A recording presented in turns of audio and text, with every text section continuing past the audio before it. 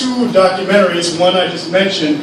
The other one is by a sister named Sean Beatty, and she did a documentary called The Changing Face of Harlem, right? Which is more focused on Harlem broadly, and I guess Central Harlem a little more specifically.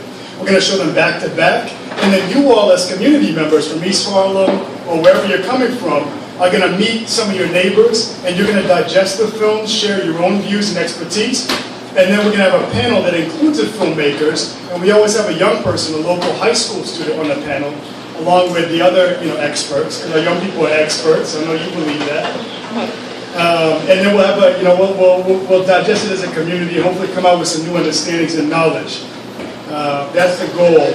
I hope you all will come out. I think most of you, if you don't have one of these, I'll make sure you get one. But the other thing we do, and actually this is one of our partners here at East Harlem Cafe, so we're going to thank Michelle again. Yeah, let's show some hands for Michelle. Come on. Yeah.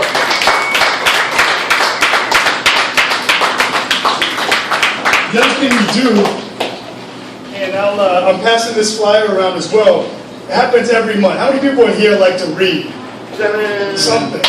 Okay, I saw all the hands, most of the hands go. I think there are 1 or 2 that don't like to read, and that's okay. That's a choice. But the first day of every month, started doing last year, is we ask all Harlemites, east or west, carry your reading materials outside of your bag wherever you go in Harlem. Yes. Yeah. Right? East Harlem, Central Harlem, West Harlem, doesn't matter. If you're in Harlem, if you don't live here, but you work here, you play here, right? Whatever you're doing here, make sure you take your reading material, your book, your magazine, your newspaper, your script, your book of poetry, whatever it is, take it out of your bag and carry it conspicuously. Carry it publicly, carry it proudly. And why would we do something like that? Why would we ask someone to take their reading materials outside of their bag the first day of every month for Literacy Across Harlem Day? Why would we? That sounds foolish, right? No, it don't. No. Why would we ask people to do that?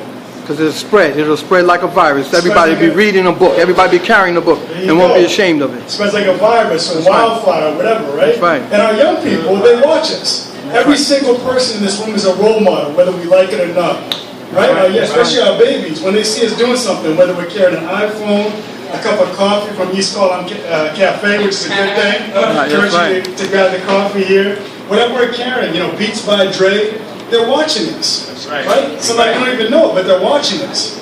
So one of the things they hardly ever see us carrying is reading material. That doesn't mean we don't read. Some of us don't read much or as much as maybe we would like to.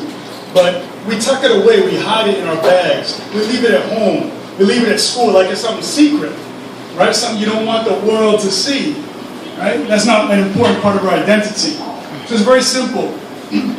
Whatever you're reading, make sure you pick up something. If you have an e-reader, this comes up a lot, iPad or whatever you Kindle, pick up a free newspaper from a box on the corner. Right?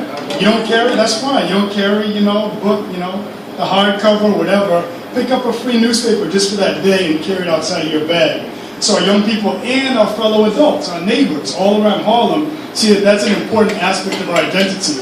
It has been for decades and decades, right? Harlem Renaissance, how many people heard of that? Yeah. Readers, writers, right? That's Harlem. That's Harlem. Harlem is the Apollo, it's soul food, it's entertainment, it's all these things. But we're readers and writers. That's fundamental. Right. So the first day of the month we say, rock those reads.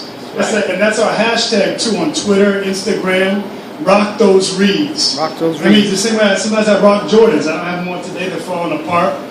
Right? When I can afford them, maybe I get a new pair. I don't know. But rock those reads. Same way you rock whatever, a necklace. You're rocking the Kango. You're rocking the nice neck. Right? You're rocking the muffin crumbs. She killed that muffin, though. She killed that muffin. She murdered that muffin, man. Oh my God. It's like you're enjoying it. That's good. That's what we're here for. So whatever you're carrying, make sure to rock those reads. Carry it outside of your bag. Look us up on Facebook, facebook.com/TotalEquityNow, Instagram.com/TotalEquityNow, Twitter.com/TotalEquityNow. And I'll give you my card, so anyone's interested, I'll give you that. But you have most information on these flyers. One of the things I just want to say, brother, I forget your name.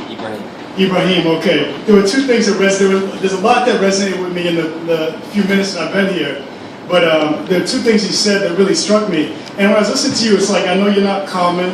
Common used to be at one point was my favorite rapper. One of the things that I love his I love it. This is the intellect, because you had to unpack it. There were so many layers, and I wouldn't hear some of the things he was trying to say the first time I heard it, so I had to go back, like some other great lyricists, like or whoever you're talking about. So two things you said, I've seeded from that mind state, right? I've seeded, like the secession, like the southern state. I've seeded from that mind state. And the other thing that jumped out at me was you said, our brains are something like we're intended to birth thoughts, but ignorance is a contraceptive, right? Yeah. So both those things, that was deep, and I want to go back and think about the other things you said, but I appreciate that. I appreciate, the other thing when you talked about the welfare mom, right? Usually we put welfare in front of mother. That's how we usually describe our sisters, and obviously brothers can't be mother, but welfare fathers, you don't hear that as much. We put the welfare in front of, right? Just like we say special ed kids. They're not special ed kids, they're kids with, in some cases, special learning needs, right? Sometimes we put the adjective, as many times derogatory, before the noun, before who that person is. That's right. Right? So I was thinking about how do we flip the script on that? Welfare moms who may be receiving welfare payments, right? But your point, I think, at least this is what I got from it, is that we see the label, we label folks, and we have this myopic scope, we have this narrow scope of who that person is, without asking them, who is that person? Beyond the label, right? Beyond whatever you receive, whatever support you receive, who are you? Who are you?